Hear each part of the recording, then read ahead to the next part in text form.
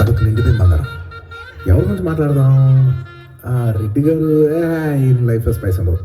Shekhar sir అబ్బో ఇది బాగా ఏ సర్టిఫికేట్ వదిలే అడిగి వద్దా మనం ముచ్చటే చెప్పుకుందాం.